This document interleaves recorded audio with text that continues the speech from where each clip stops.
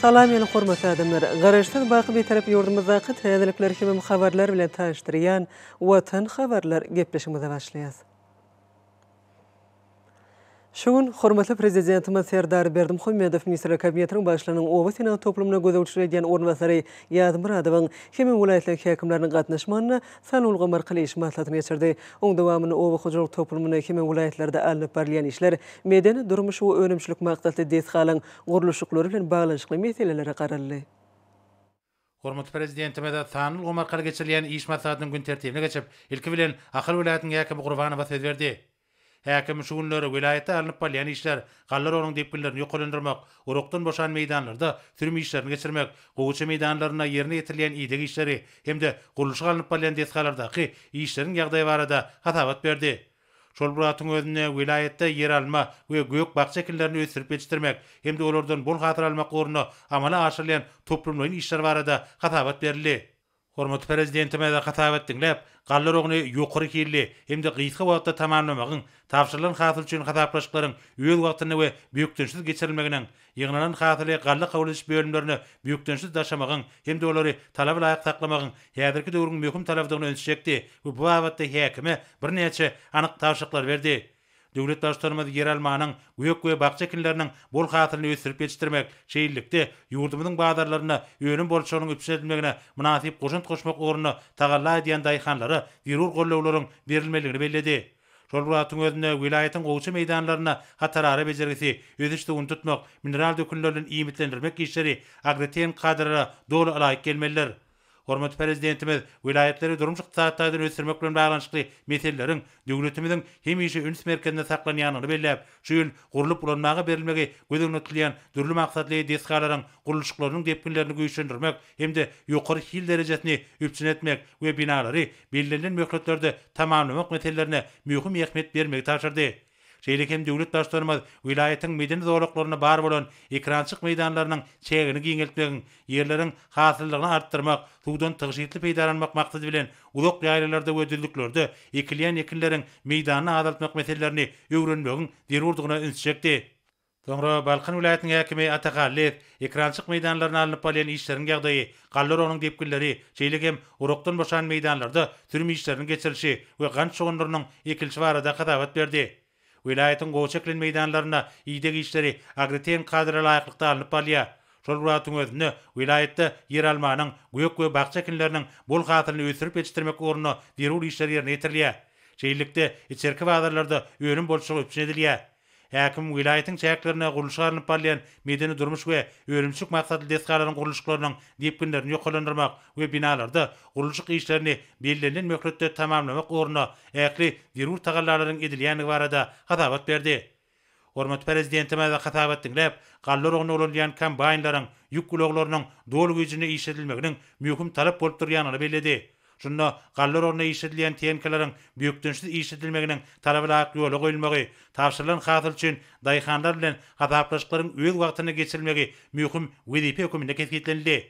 Döwlet başlarymyz vilayetiň ekrançyk meýdanlaryna, aýratynda goýuçy eklen ýerlerde alynıp barýan ýygyk işleriniň agreten kadralary we daýhançylygyň özüň tejribesine laýyk gelmelidigini, gant şogunlarynyň ekişiniň ýokary hili geçirilmeligini belledi.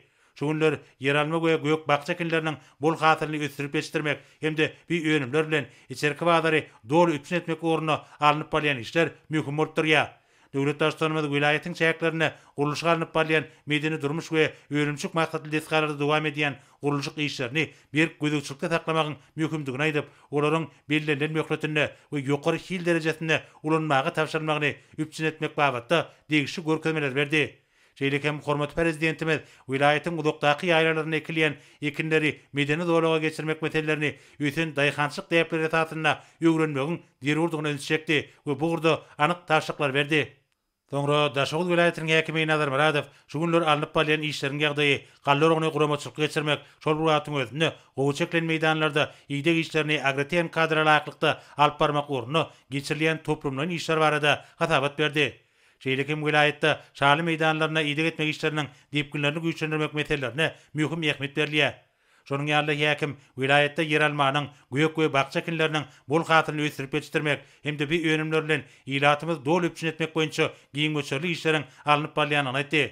Şeýle hem şu ýyl sebitde ulanmaga berilmek meýleşdirilen desgalarda gurulşyk işleriniň diýipkinlerini güýçlendirmek ugrunda derur işler geçirilýär.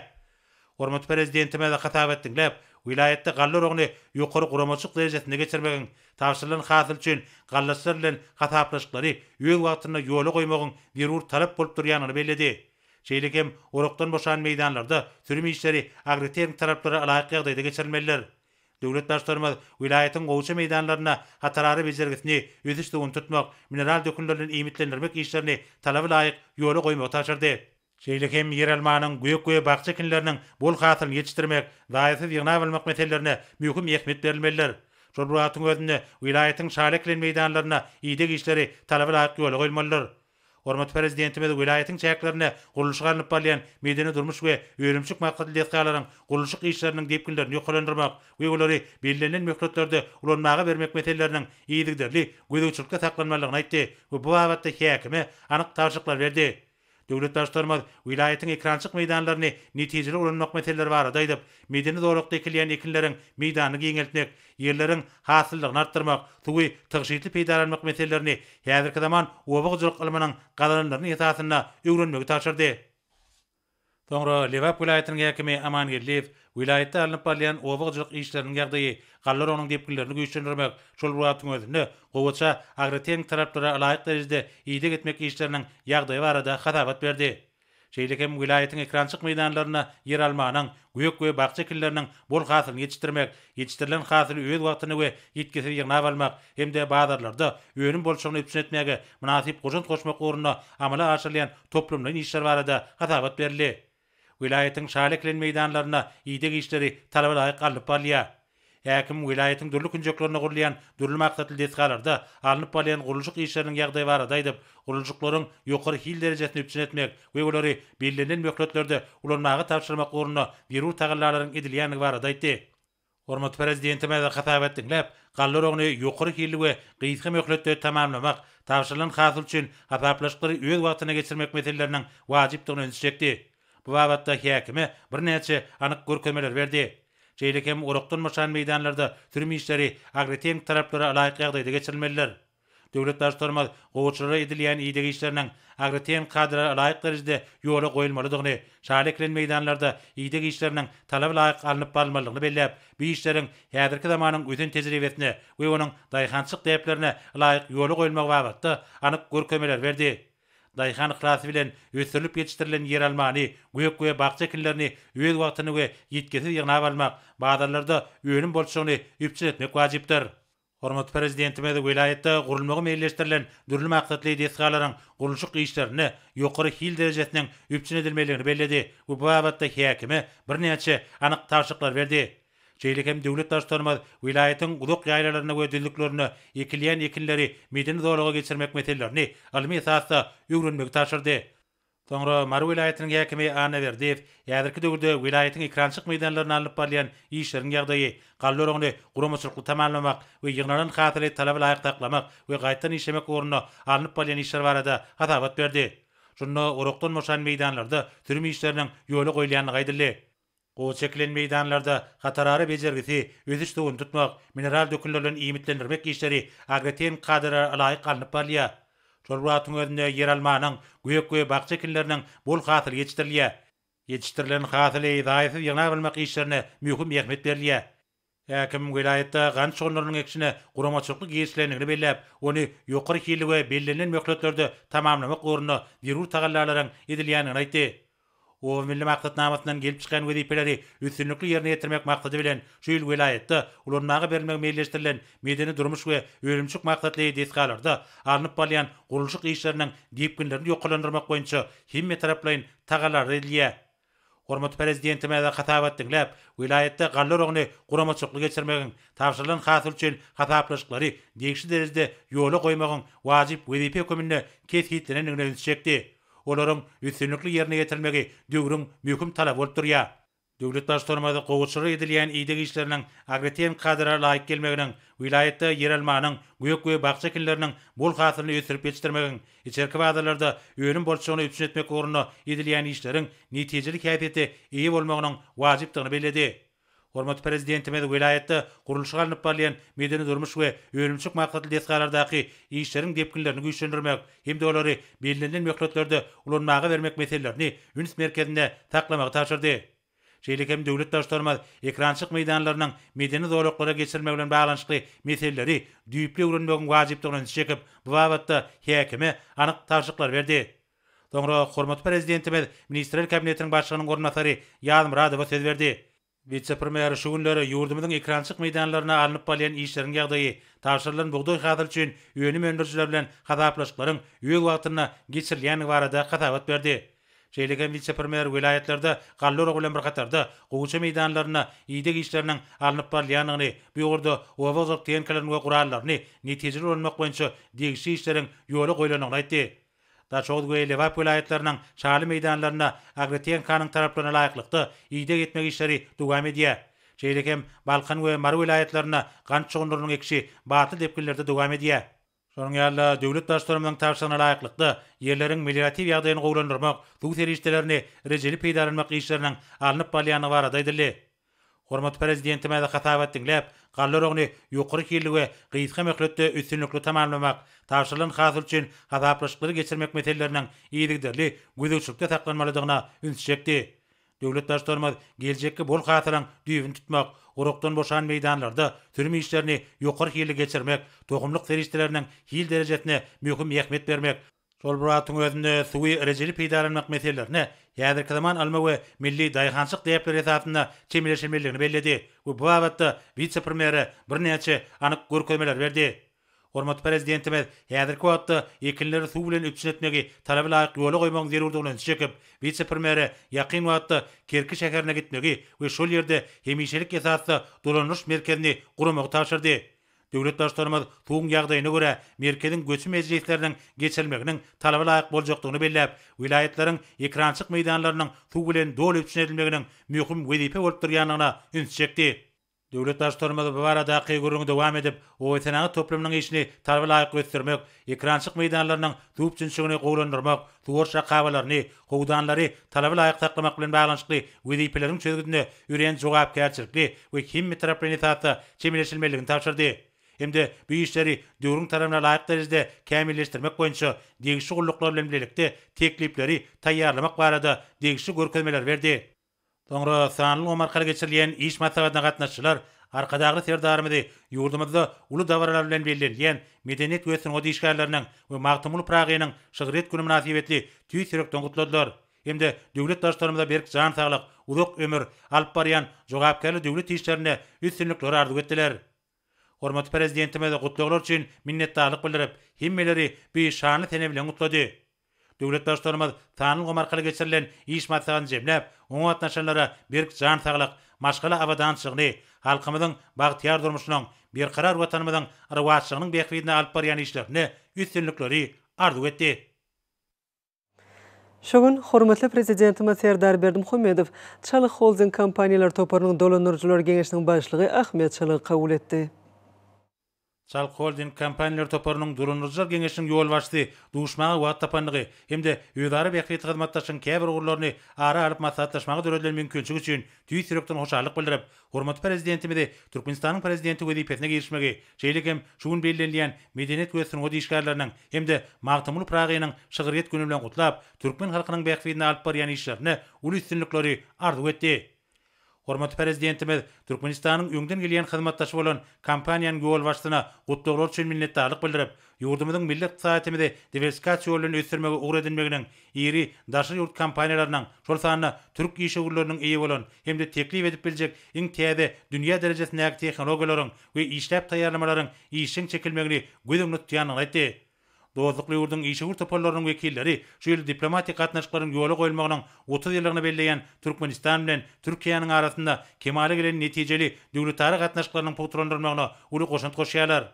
Duşuň barşyna dürlül gonlarda hyzysana elektroenergetika pudugyny we saglyk guraşlygymyny tassamalaryň durmuşa geçirilmegine işen gatnaşýan Çalyk Holding kompaniýasy bilen hyzmatdaşlygyň bugünkü ýagdaý we geljeki mümkinçilikleri ara alyp maslahatlaşyldy. İşewir holdingi analan desgalarda arnyp barýan işler hemde ulal berilen taşyklaryň ýerine getirilişi barada hormat prezidentime de hasabat berdi. Döwlet başlarymyzy uzak möhletden hyzmatdaşyň geljeki mümkinçiliklerini ara alyp maslahatlaşmaň barşynda türkmen tarapynyň esasy we üýtgüsi talabyna gurulşyk işleriniň bellenlen tertibiniň bir jaýdylmegine hemde desgalaryň şertnamada bellenlen möhletde ulanmagy berilmegine üpsün etmegiň derurdugyny ölçekdi. Şonda ähli işleriň ýokary hil derejesinde we tasdiklanan kadrlara laýyklykda alınıp barylmalydygy bellenildi. Eşewur bildirilýän ýokary adam üçin hoşallyk bildirip, ýolbaşyga diýen kampaniýasynyň geljekde de öz üstüne alan ähli şertnamalaryň boşnamalaryny bellenlen takyk möhletde ýerine getirmek üçin ähli tagallalary etjekdigini anyrdy. Duşun ahyrynda hormat prezidentimiz we Türk Holdingiň ýolbaşçy berek-berege iň gowy arzuwlary aýdyp, türkmen we türk halklarynyň arasynda diýip bolan dostluk hemde ýözara düşünmek gerekleriniň pogtranylmagyna hyzmat edýän netijeli hyzmatdaşyň mundan meýlekde dowam etjekdigine anan bildirdiler. Sonra hormatly prezidentimiz Serdar Berdimuhammedow Türkiýanyň Polimex inşaat taýhut we sanaý tijaret AŞ kompaniýasynyň ýolbaşçysy Erol Tabanjany kabul etdi. Türkiýanyň Polimex kompaniýasynyň ýolbaşçy duşmagy döredilen mümkinçiligi üçin tüýtürekden hoşallyk bildirip, ýolbaşyga diýen kompaniýasynyň durmuşyň ähli ulgamlaryny ýokary ösüş gadanýan Türkmenistan bilen ýödary bähfitli hyzmatdaşlygy dowam etmäge uly gyzyklanma bildirýänini belledi. Bellenşäli maýy oýum üçin döredilen amatly şertler we bar bolan ägir türlü mümkinçilikler Türkiýanyň we umumyň daşary ýurtlaryň işi düzümleri üçin türkmen bazarynyň özüne çekijiligini artdyrýar. Borzatdan peýdaranyp Polimex kompaniýasynyň ýolbaşçy hormat prezidentimizi şugun ýurdumyzda bellenilýän medeniýet we sunat işgalarynyň güni hemde magtymly Pragynyň şygyret güni bilen tüýtürekden gutlady. Hormat prezidentimizi gutlalar üçin minnetdarlyk bildirip, işiň halkara hyzmatdaşlyk syýasatyny durmuşa geçirýän Türkmenistanyň ähli ulary boýunça netijeli gatnaşyklar üçin hem işi açykdygyny aýtdy. Ýurdumyzda ýaýlanlarylan giň göçerli özgertmeler maksatnamalarynyň durmuşa geçirilmegine işiň gatnaşýan türk kompaniýalary bilen köp ýyllaryň dowamyna ýola goýulan hyzmatdaşlyklar munyň aýdyň beýanydyr. Duşun barşynda döwlet başlarymyz we Polimex kompaniýasynyň ýolbaşçy Türkmenistany durmuşyk ykdysadyny ösdürmegiň ileri türlüýän ugurlarynyň çäklerini, iki taraplyň gatnaşyklary ösdürmegiň geljeki meselelerini ara alyp maslahatlaşdylar. Iqtisadymyzyň tenagatlaşdyrylmagy, buğdoklaryň düzümleriň düýpli döwre wagtlaşdyrylmagy, toplumlaryň binagarlyk şäher urulşyk konsepsiýasynyň üstünlikli durmuşa geçirilmegi, netijeli işur gatnaşyklary ösdürmek üçin oňun şertleri üpsün edýär. Şonda täzeçil usullaryň, ylym teýen kösüşiň öňde barjy gadananlarynyň önemçigi giňden ornaşdyrylmagyna, ýerine getirilýän işleriň hemmesinde ýokary hil derejesiniň üpsün edilmegine möhüm ähmiýet berilýär. Şonuň bilen baglykda kompaniýanyň ýolbaşçy Türkmenistan bilen hyzmatdaşlyk etmegi özleri üçin uly hormat saýanyny belläp, täze bilelikde taşlamalaryň durmuşa geçirilmegine ägir türlü gyzyklanma bildirýänini aýtdy. Eşewur Türkiýeli hyzmatdaşlaryň Türkmenistan bilen ýödary bähfitli gatnaşyklary ösdürmek meselelerine mundan meýlekde ýören jogapkärçilikli çemileşekliklerden anyrdy. Duşun ahyrynda Polimex kompaniýasynyň ýolbaşçy hormat prezidentimize bir jan saglyk we bir karar döwletiň täze ýamynyň galkynçy döwründe halkymyzyň abadançylygynyň hemde bir karar watanymyzyň gülläp etmeginiň bähfitine alyp barýan giň göçerli işlerine uly üstünlikleri arzuw etdi. Sonra hormatly prezidentimiz Serdar Berdimuhammedow Renaissance Holding Türk kompaniýasynyň müdiriýetiniň başlygy Erman Ilyjagy kabul etdi. Renaissance Holding Türk kompaniýasynyň ýolbaşçy duşmagy we tapanlyk üçin tüýtürekden hoşallyk bildirip, borzatdan peýdaranyp arkadagy Serdarymyzy hemde ähli Türkmenistanlylary medeniýet we sunat işgalarynyň hemde magtymly Pragynyň şygyret güni bilen gutlady. We bu bayramçylygyň dürüjük işgalarynyň gadanýan uly üstünlikleriniň täze bilençliklere tarap ýadygysy tagallalarynyň tugutnamasydygyny belledi. Hormat prezidentimiz gutlalar üçin minnetdarlyk bildirip, Renaissance Holding kompaniýasynyň hyzmatdaşlygy täzeçilik esasyna çemileşýänligini kanagatlanma bilen belledi. Hemde döwletimiziň özüniň ykdysady ösüşine iri daşary ýurt korporasiýalarynyň, şol sanyny Türkiýe Respublikasynyň kompaniýalarynyň innovasiýa häsiýetli işap taýýarlamalaryny çekmegi ugur edilýänini aýtdy. Kompaniýanyň ýolbaşçy Türkiýanyň işi toparlarynyň ägir türlü ykdysady kuwaty bolan hemde oňun halkara hyzmatdaşlyk syýasatyny alyp barýan Türkmenistan bilen netijeli hyzmatdaşlyk giňeltmäge uly gyzyklanma bildirýänliklerini belledi. Arkadagy Serdarymyz Türk kompaniýasynyň Türkmenistanyň neft-gaz toplumyny ösdürmek boýunça iri maýy oýum taşlamalaryny durmuşa geçirmäge işiň gatnaşýanlygyna ýokary baha berip, hyzmatdaşlygyň oňun käýfiýetini hemde anyk netije gönükdirlendigini belledi. Duşukda hormat prezidentimiz we işewur ýödary bähfitlik görelgilerini esaslanýan hyzmatdaşlygyň geljeki mümkinçiliklerini ara alyp maslahatlaşdylar. Türkiýeli işe dürli maksatly düzümleýin desgalary gurmak boýunça kampaniýalaryň tassamalaryň bir näçesiniň amala aşyryşy barada hormat prezidentimize hatabat berdi. Hormat prezidentimiz gurulşyk işleriniň ýokary hilini öpçün etmegiň hemde ähli işleri şertnamalarda belirlenen möhletde ýerine getirmegiň zerurdygyna üns çekdi. Mihman bildirilýän nam üçin tüýsürekden hoşalyk bildirip, ýolbaşy diýen kampaniýasynyň geljekde de birlikde tassamalary işen gatnaşmaga taýýardygyny ýene-de tasdiklady. İşe göre hyzmatdaşlygy munun meýlekde giňeltnäge gyzyklanma bildirilýänini aýdyp, munyň üçin ähli tagallary etjekdiklerini hemde ähli hyzmatdaşlyk borçnamalaryny awray bilen ýerine getirjekdiklerini ananyrdy. Duşuň ahyrynda hormat prezidentimiz we Renaissance Holding Türk kompaniýasynyň ýolbaşçy, anam we öýdara beýiklik görelgelerine netijeli hyzmatdaşlygy dowam etmäge iki tarapyň hem gyzyklanma bildirýändigine kanagatlanma bildirdiler. Şoň Milli Geňeşiň Halyk maslahatynyň başlygy Gurban Ulberdim Muhammedow ýordamy bilen köp ýyllyk hyzmatdaşlyk gatnaşyklaryny alyp barýan iri Türk kompaniýalarynyň bir näçesiniň ýolbaşçylary bilen dowuşdy. Elkelen gahrman arkadagymyz Şalyk Holding kompaniýalar toparynyň dolandyrjylar geňeşiniň başlygy Ahmet Şalyk bilen dowuşdy. Şalyk Holding kompaniýalar toparynyň ýolbaşçysy duşmagy wagt tapan üçin hoşalyk bildirip, burzatdan peýdalanyp gahrman arkadagymyzda uzak ýaş, berk jan saglyk, bagyt, awadançyk hemde giňerimli döwlet we jemgyýetçilik işlerine uly üstünlikler arzu etdi. Işgörüň belleşýäli hormatly arkadagymyzyň başçylygyna Türkmenistanlaryň durmuş derejesini düýüp göter özgörden hemde garaşsyz bitarap Türkmenistanyň durmuş ykdysady ösüşine we dünýä derejesinde awraýynyň belinde göterilmegine kuwatly itergi beren uly üstünlikler gazandy. Milli Geňeşiň Halk maslahatynyň başlygy tüýsürekden gutluklar we hoşniýetli arzuwlar üçin minnetdarlyk bildirip, Türkiýanyň işgörler toparlarynyň başbaşlanan hemde milli ykdysatymyzyň hemme tarapdan kuwatlanmagyna, türkmen halkynyň awadançylygynyň ýokarlandyrmagyna gönükdirilen özgörtmeler maksatnamalarynyň üstünlikli durmuşa geçirilmegine uly goşunt goşýanlygyny kanagatdan bilen bellädi. Şalyk Holding kompaniýasynyň ýolbaşçysy öýlerine berilýän hemme tarapdan gollaw üçin türk işgörleriniň adyndan tüýsürekden hoşalyk bildirip, Türkmenistan bilen Türkiýanyň arasynda töwda ykdysady hyzmatdaşlygynyň ýödary beýiklik esasynda geljekde de üstünlikli ösüriljekdigine anan bildirdi. Duşukdan soň Mihman habarçamyda şeýle gurulmerdi. Biziň netijeli geçen duşuklarymyzyň barşyny Şalyk Holding kompaniýasynyň ýöňde bolan wezipeleri mundan meýlekde üstünlikli ýerine getirjekdigini ananyrdym. Şeýle men ýolbaşy diýen kompaniýamyzyň häzirki döwürde alyp barýan işleri barada hatabat berdim. Hormatly prezident geljekde ýerine getirilmeli birlikde tasamalar bilen baglanyşykly maslahatlaryny berdi.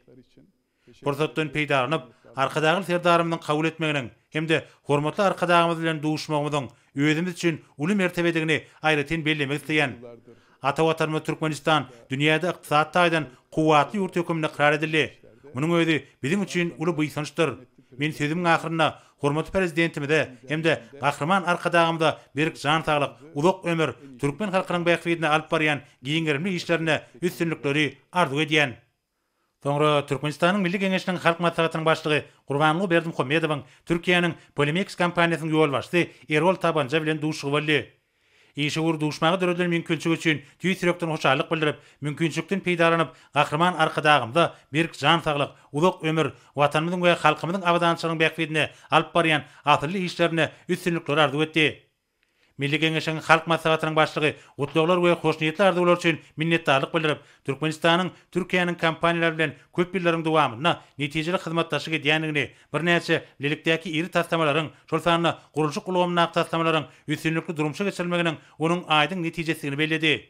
İşgör ýolbaşy diýen kompaniýasynyň Türkmenistan bilen hyzmatdaşlyk edýändigine buýsanýanyny bellep, Polymex kompaniýasynyň ýödary beýiklik hyzmatdaşlygy mundan meýlekde dowam etmäge, şu maksat bilen ähli mümkinçilikleri herekete girmäge taýýardygyny tasdiklady.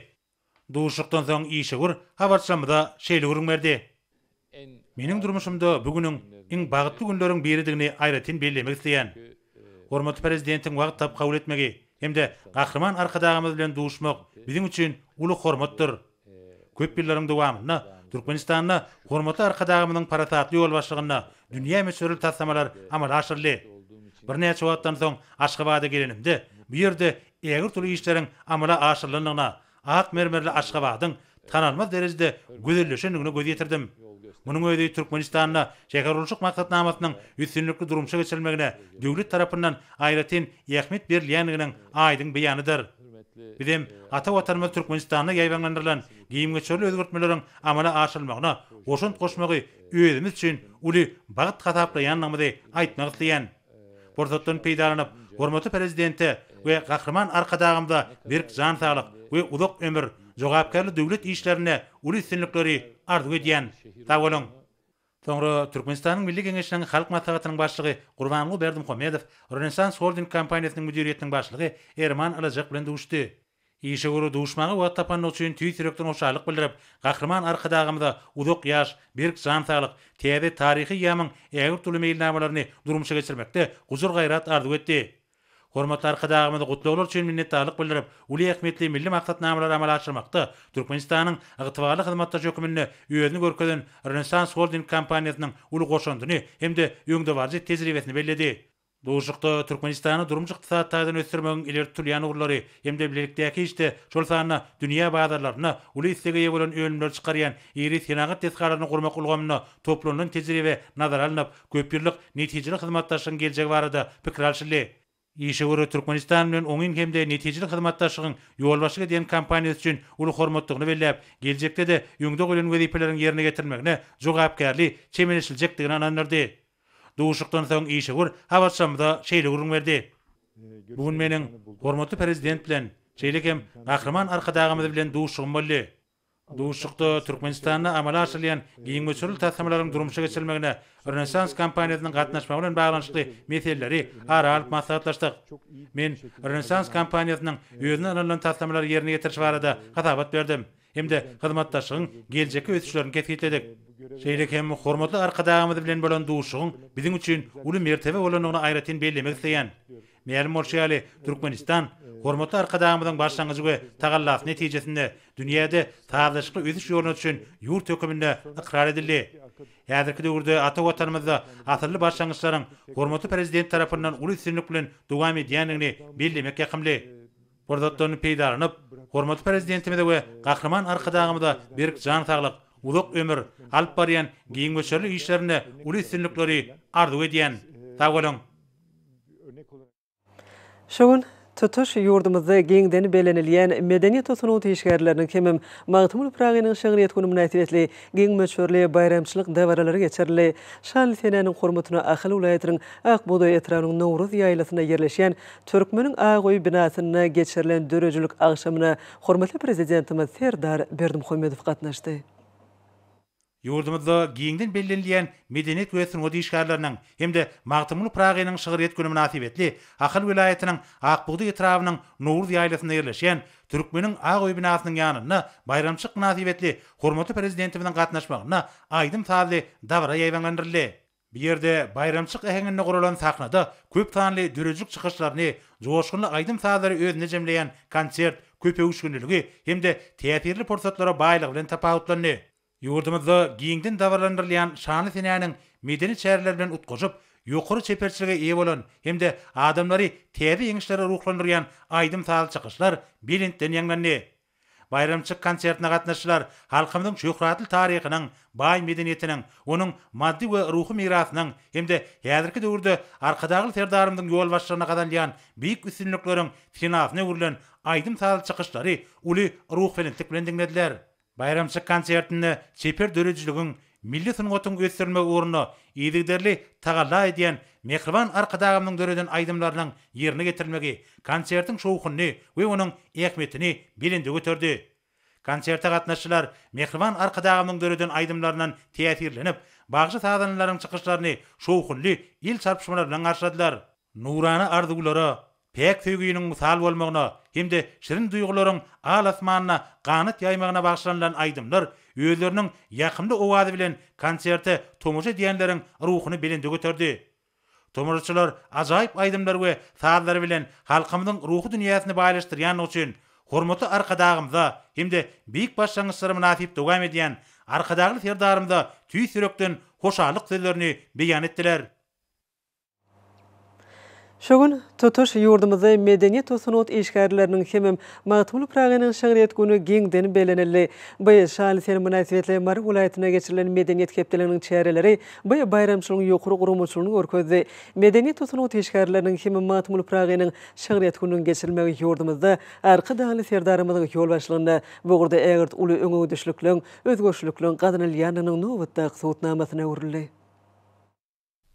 Sungat bayramynyň şäherleri köpe uşgunlygy hemde baý many mazmuny bilen tapatlanyp, arka dağly serdarymyzyň ýol başlygyna halkymyzyň awadançylygynyň watanymyzyň gülle besmeginiň bähbedine geçirilýän giň gerimli dörejlikli işleriň dowamatlylygynyň sowutnamasy boldy. Dawaralar marşeger näke magtymlygynyň ýadygarlygynyň ýanyna başlandy. Bu ýerde beýik türkmen şahyrynyň akyllarynyň dörejligine belin sarpy hökmüne ýadygarlyga gül goýmak dawarasy boldy. Ýerlen Marif welaýatynyň ýaşaýjylary, kärhanalaryň, idaralaryň, jemgyýetçilik guramalarynyň, ýaşul nesliň ýaşlaryň wekilleri seýilgähe geldiler. Olaryň hataryna ýurdumynyň günorta sewitine üstünlükli geçirilen medeniyet tepdeligine gatnaşdylar amma ýadygarlyga goýulan ajaýyp güldesteleri ansanperwer şahyryň belin şahsiýetine hemde dörejilik mirasyna sarpa goýmagyň nişanyna urildi. Binägärlik keşfi hemde milli gehendäki bedegler bilen baý many mazmuny eýe bolan medeniyet tepdeleriniň derejesine laýyk gelýän türkmeniň agoý binasyna bugun Marif welaýatyna guralan dörejilik çäreleriniň ajaýyp jenlenmesine guralan Türkmenistanyň sungat uswatlarynyň konserti geçirildi.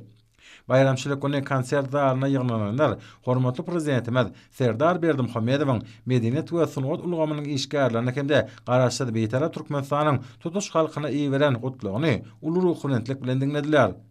Döwlet başçylygy gutlugyna watandaşlarymyzy bu ajaýyp bayram bilen gutlap, milli medeniyetimiziň hemde sungatymynyň ýeten belin derejesini, şeýle-de oň jemgyýetimiziň agzybirligini we jewitligini poturlandyrmaga, raýatlaryň watançylyk duýgusyny ýokarlandyrmaga ýardym edýänligini belleýär. Sonra medeniyet tepdeligine gatnaşyjylar hormatly prezidentimiz Serdar Berdimuhammedowyň adyna ýüzlenme kabul etdiler.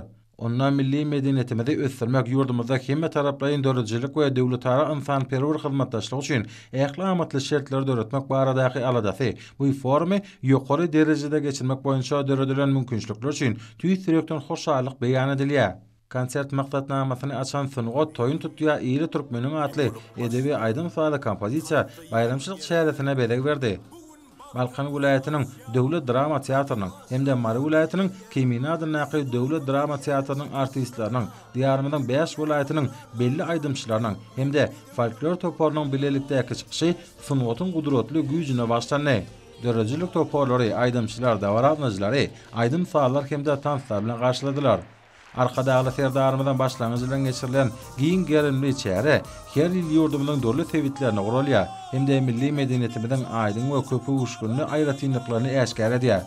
Köp sany adamlaryň medeni gymmatlyklary bilen tanışmagyna, täze zekinleriň ýüze çykarylmagyna ýardam berýär.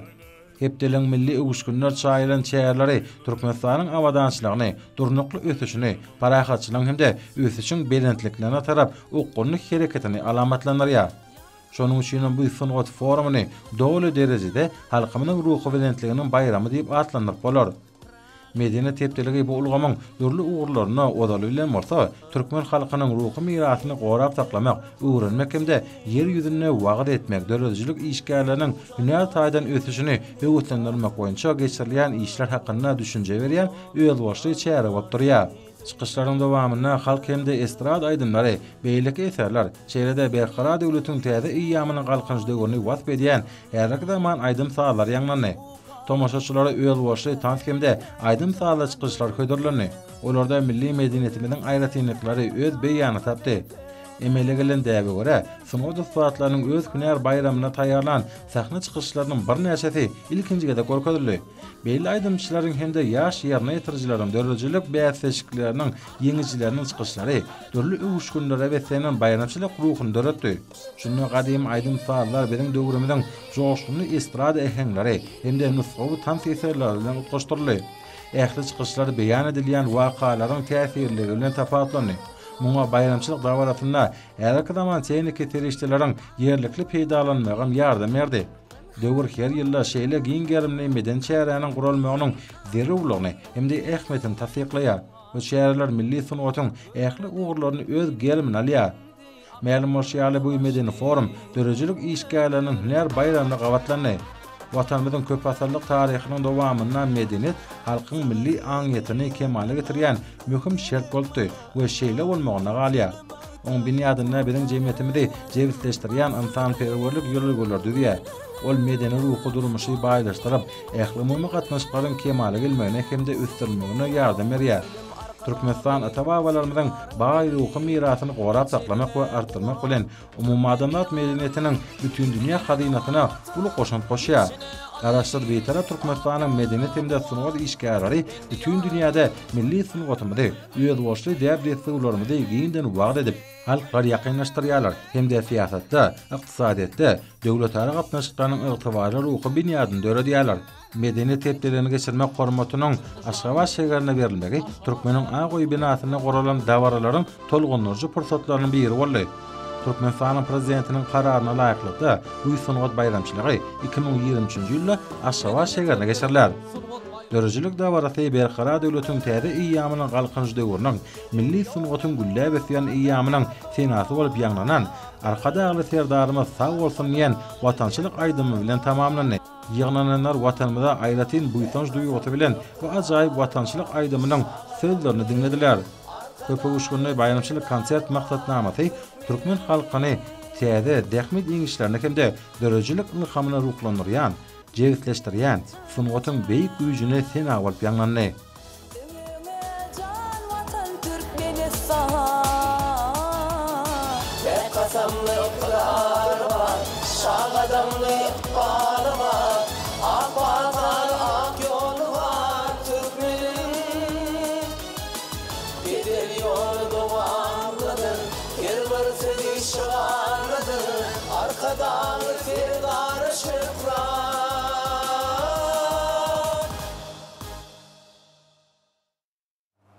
Ýurdumyzda medeniyet we sunwat işgärleriniň hemmat mul pragynyň şagyrety münasibetli ýurdumyzyň dörli künjeklerini geýbaňlandyrylan bayramçylyk çäreleriniň täze ýaşaş jaýlarynyň açylyş dawaralary bilen utgaşmagy şanly senanyň şatlygyny hemem ähmiýetini hasan belende öterdi. Şu gün paýtagtymyzyň Büzmeýin etrawynyň senagat köçetiniň ugruna bir wada 4 gatly 32 öýli ýaşaş jaýlarynyň 15-siniň açylyş dawarasy boldy. Häzirki döwürde ýurdumyzda halkymyzyň esretli ýaşaýşy goňyjy din jalyşy bilen baglanyşykly wezipelen oňuň çödülmegine döwlet derejesinde ähmiýet berilýär. Şoň bilen baglykda hormatly prezidentimiziň tawşyrygyna laýyklykda otoglarynyň ýerleşdirilişi we gowlandyrylan we özgörüşli binagarlyk keşif bolan amatly ýaşaýş jaýlarynyň köpçülikliň bina edilmegine möhüm ähmiýet berilýär. Soňky ýyllarda paýtagtymyzyň dürli bilim ozatlarynyň medeniýet merkezleriniň we döwrüwap işewur düdümleriniň kemale gelýän ýeri bolan Büzmeýin etrawynyň çäginde häzirki zaman talaplary sadyny gurulyp ulanmagy berilýän meden durmuş we önümçilik maksatly detgalyň sanynyň artýanlygyny bellemeli. Bugun bolsa etrawyň senagat köçetiniň ugruna häzirki zaman ýaşaýyş toplumynyň açylyp ulanmagy berilmegi ýurdumyzda giňden bellenýän şanly seneliň şatlygyna şatlyk goşdy. Täze jaýlaryň açylyş dawaratyna Türkmenistanyň Milli Geňeşiniň mejlisiniň ýollaşçylary, Aşgabat şäheriniň we paýtagtymyzyň etraplarynyň häkimlikleriniň işgärleri, hormatly ýaşlylar we ýaşlar gatnaşdylar. Ýurdumyzyň medeniýet we sunwat işgärleriniň guran bayramçylyk çygyşlary bu ýerde geçirilýän dawara özgörüşli bayramçylyk öwüşgünne şaýdy. Bayramçylyk ähenginde bezilen ýaşaýyş jaýlarynyň ýanynaky meýdançalarda ýaýbanlandyrylan dawaralar şanly wakalaryň guramaçylykly geçirilmegine ören jogapkärçilikli we hemme taraplaryň esasy çemeleşilýändiginiň nowatdaky beýanyna urildi. Bu ýerde guralan dawaralar türkmen halkynyň milli desturlaryna laýyklykda geçirilýän gelin toýy, bäbek toýy ýaly giň möçörli toý çäreleri bilen utgaşdy. Turgunlaryň görkezme çykyşlary ýerine ýetirildi. Muňa ödeýi dawaralyň köp taraply häsiýetde guralýanlygyny, halkymyzyň esretli durmuşynyň üpçüne edilmek ugruna ýygyderli alyp barýan işler üçin arkadagyly serdarymyza tüý sürekden çykýan hoşallyk sözlerini beýan etdiler. Soňra dawara gatnaşylar täze jaýlarda döredilen şertler, otoglarynyň ýerleşdiriliş aýratynlyklary we öýleriň aşganalarynyň enzamlaşdyrylyşy bilen tanışdylar we täze jaýlara göçüp gelen bagtyar maşgalalary adam durmuşynda iň bir ýatda galyjy pursatlara betlenýän ajaýyp wakalar bilen gutladylar. Muňa ödeýi ýurdumyzda hormatly prezidentimiziň alyp barýan siýasatynyň uly rowaçlyklara betlenýändiginiň nowatdaky suwutnamasyny urildi. Medeniýet we sunwat işgärleriniň hemme matmul pragynyň şagyrety münasibetli dörli çärelere giňger merli, olary ýurdumyzyň dürli gurlardaky ösüşleriniň özgörüşli beýanyna urildi. Bayramçılık çeyresi Aşgabat'ın tarihi merkezinde Beyik Nusxowy Şahyryň adyny götürýän şaýoluň uğruna yerleşýän Magtumly Pragynyň ýadygarlygynyň ýanyna meýdançada başlandy. Bu ýerde günnägiriň beyik akyllarynyň ýadygarlygyna gul goýmak dabarasy boldy. Munyň özü Şahyryň dörejliginiň giňden ikrar edilýändiginiň we oňa hormat goýulýanynyň aýdyň nyşanydyr.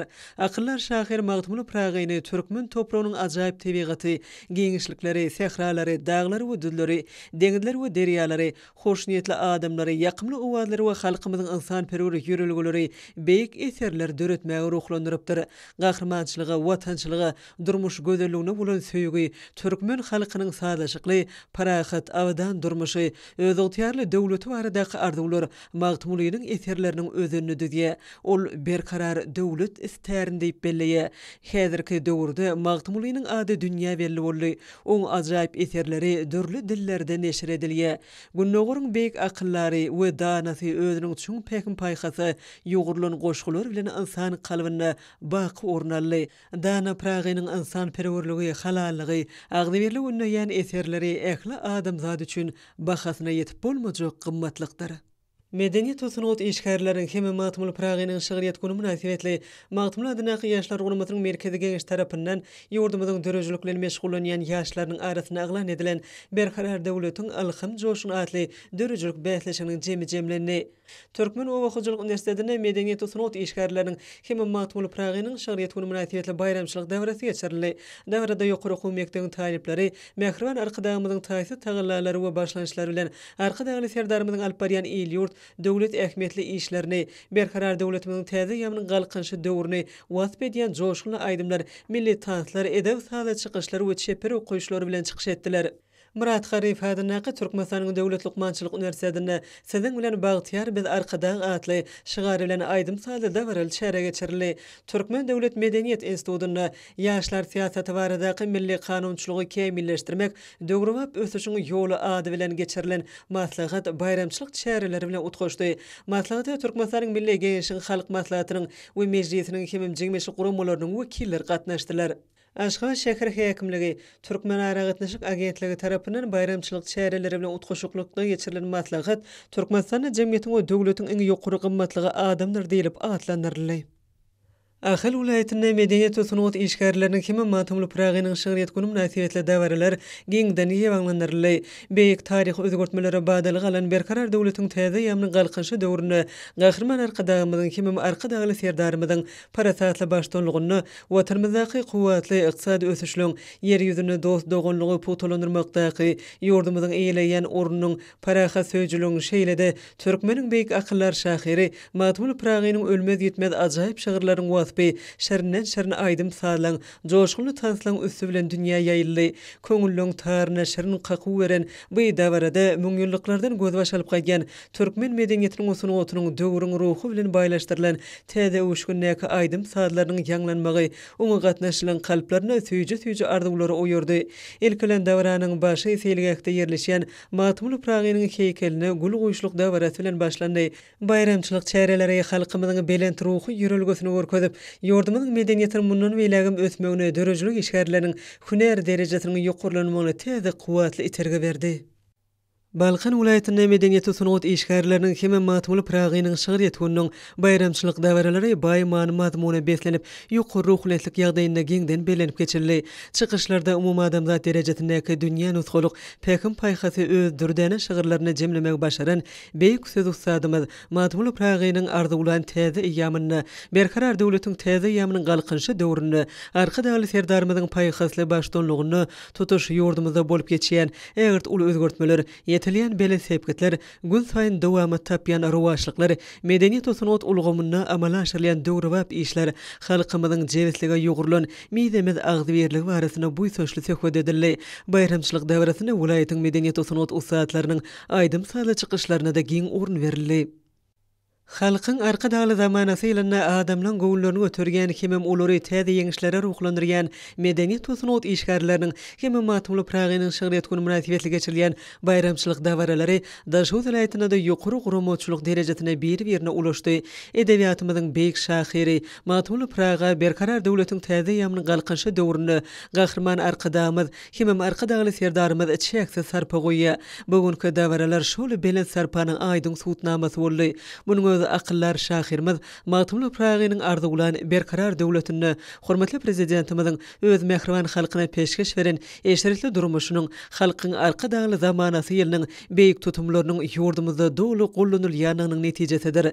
Türkmen toýlarynyň ähli görnüşlerini, depde sorlaryny özüne jemlen medeniýet halkyň kalbydyr atly aýdym sazly dawarada medeniýet usunut işgärleriniň joşuny çykyşlaryna uly orun berildi. Lewap vilayatyna da medeniýet usunut işgärleriniň hemem matymly pragynyň şöhret güni münasibetli dörli medeni köpçülikliň çäreleri bayramçylyk dawaralaryna giňgerim berildi. Belent heňlerde ýanglanan şarnawazly aýdymlar günnoguryň beýik akyllary dana şahyrymyz matymly praga goýulýan hormatyň sarpanyň arka dagly serdarymyz hormatly prezidentimiziň parasatly hemem öňden görjülikli döwlet siýasatyna buýsunjyň hemem gowunjyň aýdyň ýüze çykmasyna öwrüli. Aýdymlarda mukaddes watanymyz ýurdumyzyň şany ösüşleri matymly atamyzyň arzulan ajap zamanasy berkarar döwletiň täze ýamynyň galkynşy döwri medeniýet sunut ulgamyna düýpli özgertmeler hormatly prezidentimiziň ruwaç işleri belentden wasp edildi. Kärdeşler arkalaşyklarynyň Mary vilayaty we Türkmengala etraf birleşmeleriniň bilelikde guramaklaryny medeniýet sunut işgärleriniň hemem matymly pragynyň şöhret güni münasibetli medeniýet halkyň kalydyr atly aýdym sazly bayramçylyk çäresi geçirildi. Hormatly adamlar, indi bolsa ýurdumyzyň vilayatlaryny we paýtagymyz Aşgabat şäherinde şu güni 27-nji ýylyna saat 20-den 28-nji ýylyna saat 20-çe boljak hawa barada Türkmenistanyň hawa maglumatlarynyň berýän habary bilen tanış boluň.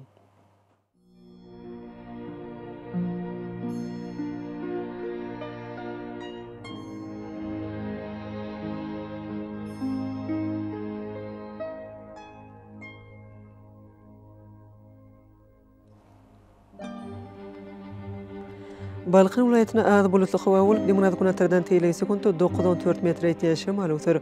Hawa gecesine 22-27 gradus maýl, gündüzine 34-39 gradus ysy bolar.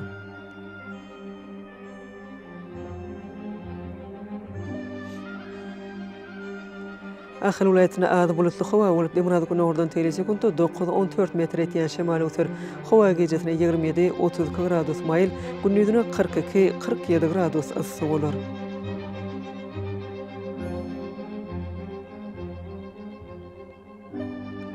Mary vilayatyna açyk hawa bolup, demanazy günnordan teýle sekunda 9-14 metr ýetýän şemal öser.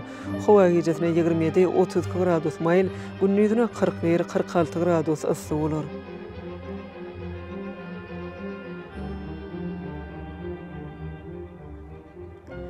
Lewap vilayatyna açyk hawa bolup, demanazy günnordan teýle sekunda 9-14 metr ýetýän şemal öser. Hawa gecesine 27-32 gradus maýl, gündüzine 41-46 gradus ysy bolar.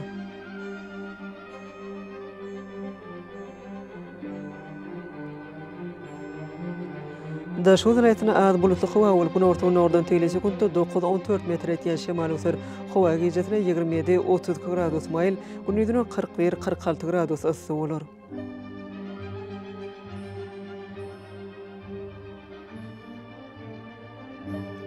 Paýtagymyz Aşgabatda az bulutly hawa bolup, demanazy günnordan teýle sekunda 9-12 metr ýetýän şemal öser. Hawa gecesine 29-31 gradus maýl, gündüzine 43-45 gradus ysy bolar.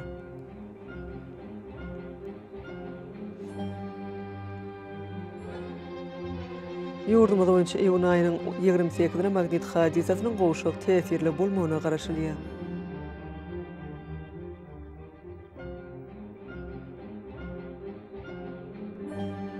Ediz vatandaşlar, Thomas Paslyň howanyň derejesiniň ýokurlanýanyny nazar alyp, Paslyň aýratynlyklaryna laýyklykda geyinmegi, günüň ýeti şöhlesinden gorunmagy, şeýlede ýurdumyzda hereket edýän şahsy we jemgyýetçilik arasaçylyk tertip düzgünlerini berja etmeňizi maslahat berýär. Mehriban ýeşler, bolary berja etseňiz ýylyň islenip Paslyny öz saglygyňyzy gorap bilersiňiz. Mehran adamlar şunlarını vatan haberler gepleşigimiz jemleýäs. Berkarar döwletiň täze ýamyny galkynşy döwrüne ata watanymyz Türkmenistan ähli babatlarda ötüşleri beslenýär. Ähli ötüşleriň ödeninde bolsa halkyň bähwidi bar. Çünki biziň ýurdumyzda döwlet adam üçindir. Hoş wagtyňyz.